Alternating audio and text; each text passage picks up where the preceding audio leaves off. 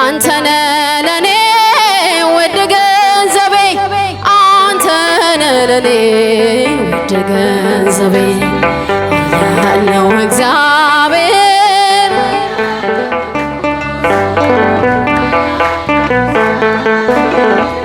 ያለው ቅዱስ አይቻለው ባይኔ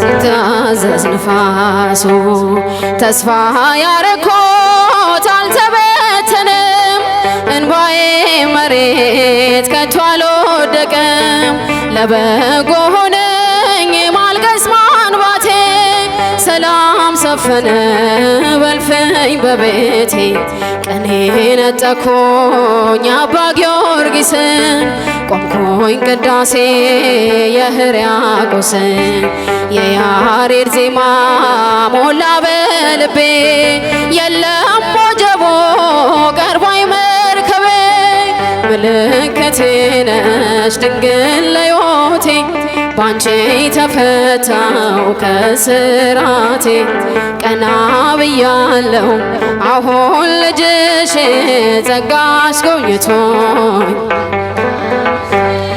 ወገቤን ታጠቅ ጭንቀቴን ጥዬ ዛሬስ በደስታ ይብሰስ እንባዬ የሐዘን ልብሴን ድንግል ቀይራው የደበዘዘው ሕይወት የበራ አራራይ ዜማ ዛሬ ተማርኮኝ ፍቅሯ አሸነፈኝ እጄን ሰጠሆኝ ቀኔ በልቤ ተመላለሰ የድንግል ክብር ውስጤ ነገሰ ምልክቴ ነሽ ድንግል ለዮቴ ባንቺ ተፈታው ከስራቴ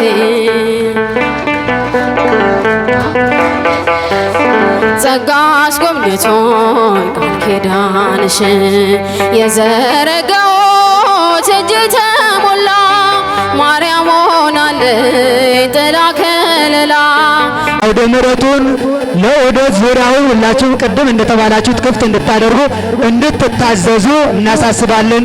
እግዚአብሔር ይመስገን። እግዚአብሔር የተመሰገነ ይሁን። እንኳን አደረሳችሁ፣ እንኳን አደረሰ ተሰብሃ ስቦ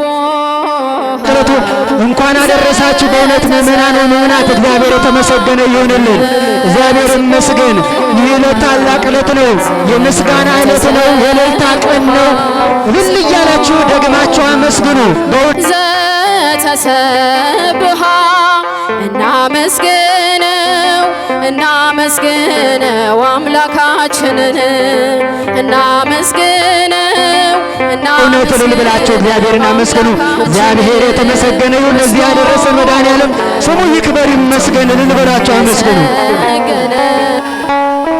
እሺ እልልታ ዝማሬ እልልታ ይገባል፣ ዝማሬ ይገባል። የሥላሴ መንበር ቅዱሳን ቀርበውት ኪሩቤል በደመና ዙፋኑን ይዘውት ድንግልን ከመሃል ሚካኤልን ከፊት አእላፍ መላእክት ሲሰግዱ በፍርሃት እዩት ተመልከቱት የሰማዩን ድምቀት እዩት ተመልከቱት የሰማዩን አባት የሥላሴ መንበር ቅዱሳን ከበውት ኪሩቤል በደመና ዙፋኑን ይዘውት ድንግልን ከመሃል ሚካኤልን ከፊት አእላፍ መላእክት ሲሰግዱ በፍርሃት እዩት ተመልከቱት የሰማዩን ድምቀት እዩት ተመልከቱት የሰማዩን አባት የሥላሴ መንበር ቅዱሳን ከበውት እያሸበሸቡ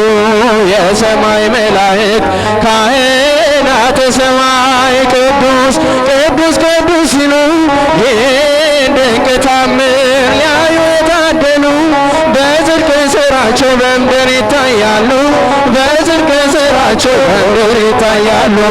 የሥላሴ መንበር ቅዱሳን ከበውት ኪሩቤል በደመና ዙፋኑን ይዘውት ድንግልን ከመሃል ሚካኤልን ከፊት አእላፍ መላእክት ሲሰግዱ በፍርሃት እዩት ተመልከቱት ድምቀት ተመልከቱት የሰማዩን አባት የቅዱሳን ኅብረት የቅዱሳን ሀገር ሲያወድስ ይኖራል የሥላሴ መንበር ጽድቅና ርኅራኄን የተሞላ ሰማይ እግዚአብሔር ያድለን በትንሣኤ እንድናይ እግዚአብሔር ያድለን በትንሣኤ እንድናይ እግዚአብሔር ያድለን በትንሣኤ እንድናይ። እልል እያላችሁ ወደ እግዚአብሔር ልጆች እልል። ቅዱሳን ከበውት ኪሩቤል በደመና ዙፋኑን ይዘውት ድንግል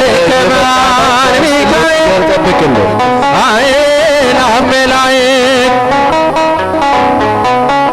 ተመልከቱት የሰማዩን ድምቀት ተመልከቱት የሰማዩን አባት ኢየሩሳሌም ሆይ ምስጋናን ጀምሪ መለከትን ንፊ ነጋሪት ጎስሚ ሰላምሽ ታውጇል መዳንሽም ቀርቧል ጌታ ሊጎበኝሽ ከበራፍሽ ቆሟል። ናና የምስጋና ጌታ ናና የምሕረት ጌታ ማዳን ተገኝታለችና ምሕረት ተገኝታለችና የቤታንያ ድንጋይ አንደበት አውጥቶ ምስጋና ጀመረ አምላኩን ለይቶ ሳርና ቅጠሉ ዘንባባው ሰገደ ፍጥረት ሊያመሰግን አምላኩ ወደደ።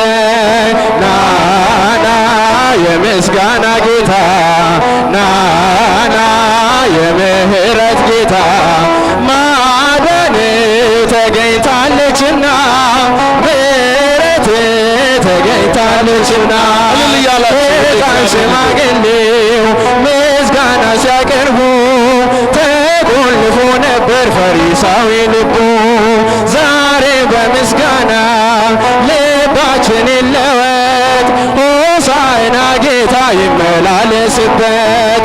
ናና የምስጋና ጌታ ናና የምሕረት ጌታ ማዳን ተገኝታለችና ምሕረት ተገኝታለችና ሕፃን ሽማግሌው ምስጋና ሲያቀርቡ ተቆልፎ ነበር ፈሪሳዊ ልቡ ዛሬም በምስጋና ልባችን ይለወጥ ሆሳዕና ጌታ ይመላለስበት። ናና የምስጋና ጌታ ናና የምሕረት ጌታ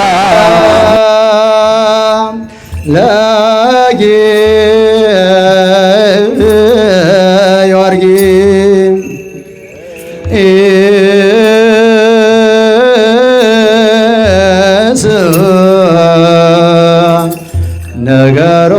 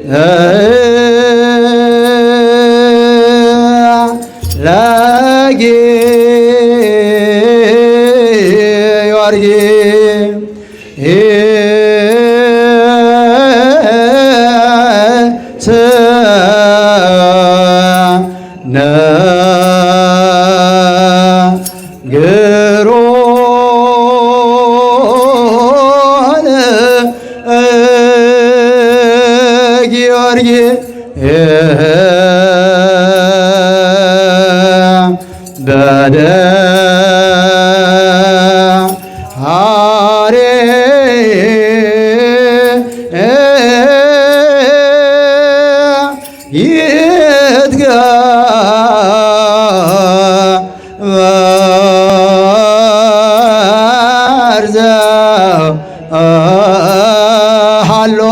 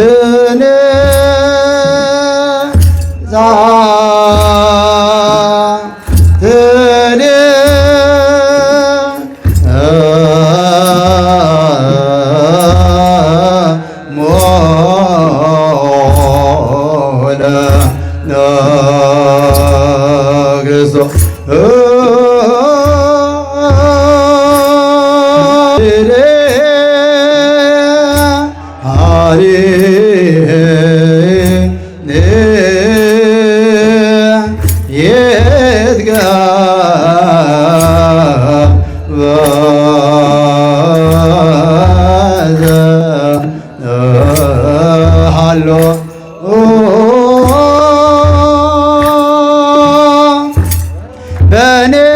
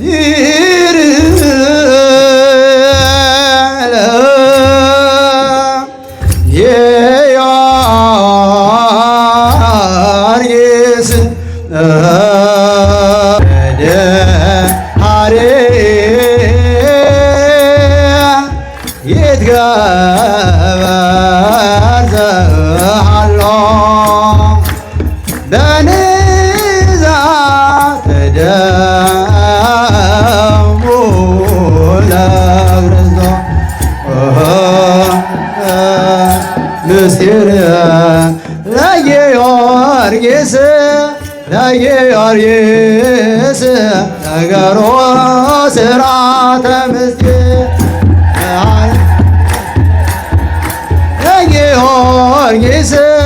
ለጊዮርጊስ ነገሮ ስራተ ምስጢር ያንተ ፈቃድ ይሁን ብሎ ወደ እግዚአብሔር ጸለየ።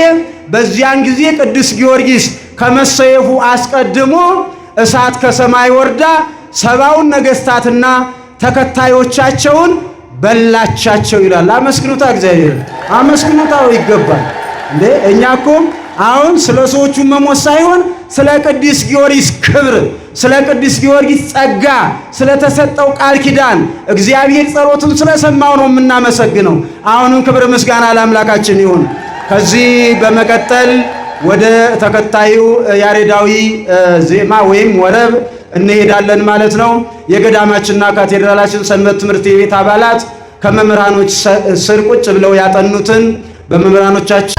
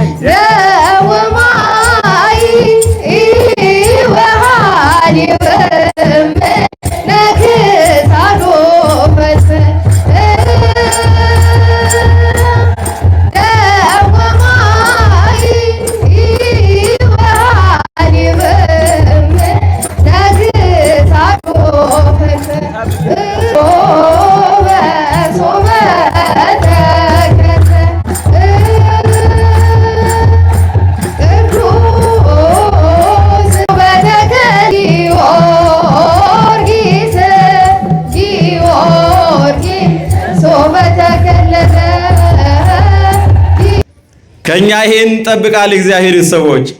ዛሬስ ክፉ ቀን ሲመጣ የቅዱስ ጊዮርጊስን ታሪክ ተናጋሪዎች ብቻ ነን ወይስ እንደ 21ኛው ክፍለ ዘመን እንደነኛ ወጣቶች ራሳችንን አሳልፈን የምንሰጥ? የእግዚአብሔር ቤተሰቦች ምስክሮች ምንድናቸው? ድንቆች ናቸው። ስለዚህ ነፍሴ ምን አለቻቸው? ፈለገቻቸው። የሀገራችን ነገስታት እነ ቅዱስ ላሊበላ የክርስቶስን ሞት ሕማም እያሰበ ቅዱስ ላሊበላ ዓርብ ዕለት ሐሞትና ከርቤ መጠጣቱን ለማሰብ ኮሶ ይጠጣ ነበር ይላል። ንጉሡ ይምርሃነ ክርስቶስ ሁልጊዜ ዓርብ በሰውነቱ ልክ ጉድጓድ ቆፍሮ ጦር አድርጎ እየሰገደ ጦር እየወጋው ደሙን ያፈስ ነበረ። አይደል? እግዚአብሔር ሰዎች ልናልቅ ነው እንላለን። መስዋዕታችንን እንደምን አልቆጠርነውም? እግዚአብሔር እንደ ዋጋ አልቆጠርነውም። ስለዚህ ሰማዕቱ ቅዱስ ጊዮርጊስ 3 ጊዜ ሞቶ 3 ጊዜ ሞትን ድል አድርጎ በአራተኛው ዛሬ አንገቱን ለሰይፍ ሰጥቶ በምስክርነት ያለፈበት ዘመን ነው። እግዚአብሔር ሰዎች 7 ዓመት ተጋደለው ከ70 ነገስታት ጋር። አመስግኑ እግዚአብሔርን።